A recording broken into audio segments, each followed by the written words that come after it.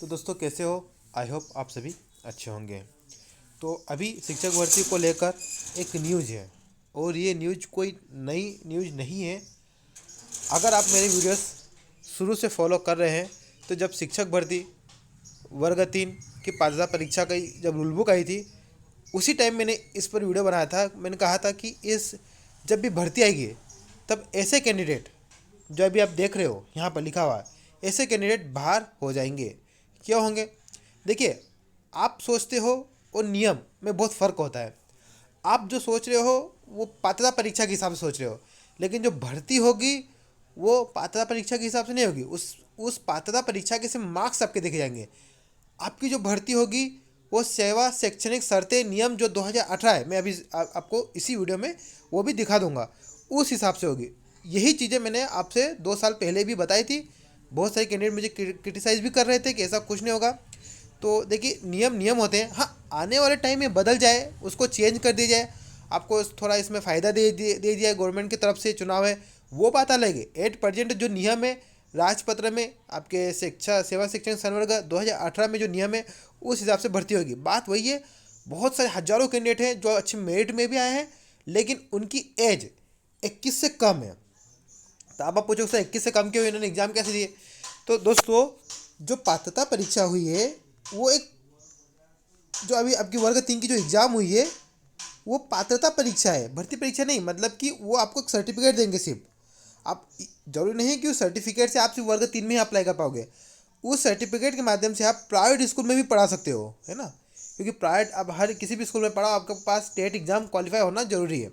इसलिए आपसे पात्रता परीक्षा ली गई है। उस एग्जाम के उस सर्टिफिकेट के थ्रू आपको जब अगर प्राइवेट स्कूल में पढ़ाना हो तब भी आपको क्वालिफाई होना जरूरी है। अब प्राइवेट स्कूल में तो ऐसा कोई एज का रूल है नहीं कि 21 साल से ही होना। अब वहाँ पर 18 साल से ऊपर वाले भी पढ़ा सकते हैं। तो इसलिए वहाँ पर जो पात्रता परीक्षा हुई थी उसकी जो न्यूनतम आयु 18 साल रखी है, वो सबको ध्यान में रख कर रखी गई है। लेकिन अगर आप गवर्नमेंट में टीचर बनना चाहते हो तो आपके नियम क्या होंगे? वो नियम आपके होंगे जो 2018 के जो नियम है सेवा शैक्षिक संवर्ग नियम, उस हिसाब से होगी। अब वो नियम क्या मैं दिखा दूंगा, इस न्यूज़ को पढ़ लीजिए। तो यहाँ बात वही है दोस्तों। देखिए, 21 साल से जो विज्ञापन तो आ गया है। अब जो विज्ञापन डेट है उस डेट यहाँ पर देखिए, आयु डेट है 1 जनवरी 2022, है ना। 1 जनवरी 2022 को आयु डेट काउंट की जाएगी और उस तारीख को आपकी एज 21 वर्ष हो जाना चाहिए। अगर 21 वर्ष नहीं हुई है तो फिर आप अप्लाई नहीं कर पाओगे, ये बात क्लियर है। और हज़ारों कैंडिडेट ऐसे हैं जो 21 साल से कम काउंट हो रहे हैं 1 जनवरी को 22 को, और उनके मेरिट में अच्छे मार्क्स है ना। मतलब हो सकता है 100+ हो, उनके होने के लगभग 80% चांसेस है। तो कैंडिडेट यहाँ पर इस 2018 के नियमों के हिसाब से वो बाहर हो जाएंगे, सीधी बात है। मैं दोस्तों यहाँ ये कतई नहीं बोल रहा हूँ कि भविष्य में क्या होगा वो बात नहीं कर रहा हूँ। हो सकता है भविष्य में नियम बदल जाते हैं। बहुत सारे नियम बदले हैं वर्ग 2 में। अतिथि शिक्षकों को लेकर नियम बदले हैं, अलाइड सब्जेक्टों को लेकर नियम बदले हैं, डबल डिग्री को लेकर बाद में नियम बदले हैं। ऐसी कोई बात नहीं है ना, इसमें कोई दो राय नहीं है। लेकिन 8% की बात कर रहा हूँ, वही मुद्दा उठ रहा है। तो ये मुद्दा अगर आप पहले ही इसे मांग रख देते हैं तो आज आपको ये प्रॉब्लम नहीं आती। तो ये बात वही है कि प्रदेश के सरकारी स्कूलों में प्राथमिक शिक्षकों की भर्ती की प्रक्रिया 17 नवंबर से शुरू होने वाली है। स्कूल शिक्षा विभाग और जनजातीय कार्य विभाग द्वारा 18,527 पदों पर भर्ती के लिए ऑनलाइन माध्यम से संयुक्त काउंसलिंग आयोजित करेंगे। इसमें डीएलएड की परीक्षा और रिजल्ट में देरी होने के कारण कई उम्मीदवार भर्ती से बाहर हो रहे हैं। एक तो डीएलएड में जो रिजल्ट नहीं आया उसमें हज़ारों कैंडिडेट होंगे, वो भी बाहर हो रहे हैं। दूसरी बात, इनके अलावा ऐसे भी उम्मीदवार भी जुड़ गए हैं जो 21 वर्ष से कम आयु में पीबी द्वारा आयोजित प्राथमिक शिक्षक पात्रता परीक्षा 2020 में न सिर्फ क्वालिफाई हुए बल्कि अच्छी रैंक प्राप्त की है।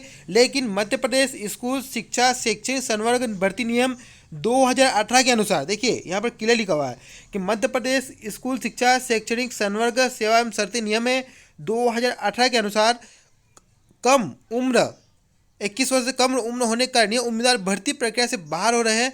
दरअसल पीबी ने पात्रता परीक्षा के लिए आवेदन बुलाए थे, उसमें न्यूनतम आयु 18 वर्ष की आयु पूरी करने वाले उम्मीदवारों के आवेदन स्वीकार किए थे।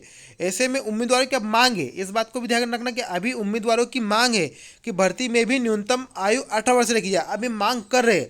अगर गवर्नमेंट मांग आपकी मांगे मानती है तो गवर्नमेंट को क्या करना पड़ेगा, जो सेवा शैक्षणिक संवर्ग 2018 के नियम है उनमें संशोधन करना पड़ेगा, है ना। तभी जाकर आपको अप्लाई कर पाओगे। जब तक उसमें संशोधन नहीं होगा आप अप्लाई नहीं कर पाओगे।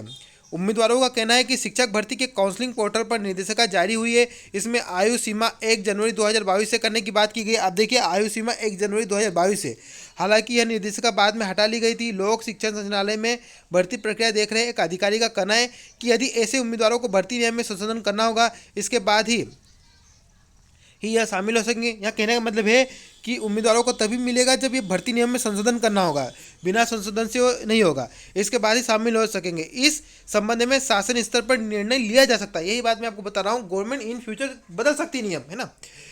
तो बात यही है, अगर नहीं बदलेगी तो बहुत सारे कैंडिडेट बाहर हो जाएंगे, हजारों कैंडिडेट है। एक डीएलएड को लेकर, जो डीएलएड जिनकी कंप्लीट नहीं हुई है, जिन्होंने फर्स्ट ईयर में अप्लाई किया था, पीबी में एग्जाम दी थी, अब उनके सेकंड ईयर भी हो चुके हैं, हो सकता है उनका रिजल्ट अभी लेट हो रहा है, अभी एक इशू चल रहा है, रिजल्ट लेट हुआ तो वो कैंडिडेट भी बाहर हो जाएंगे। अगर उनका रिजल्ट अब आएगा तो वो बाहर हो ही रहे, क्योंकि शैक्षणिक योग्यता तो विज्ञापन की डेट मानी जाएगी, और विज्ञापन डेट जारी हो गया, और विज्ञापन डेट जारी हो गया, अभी उनका रिजल्ट नहीं आया, तो ये समझो कि वही कैंडिडेट कट हो रहे हैं।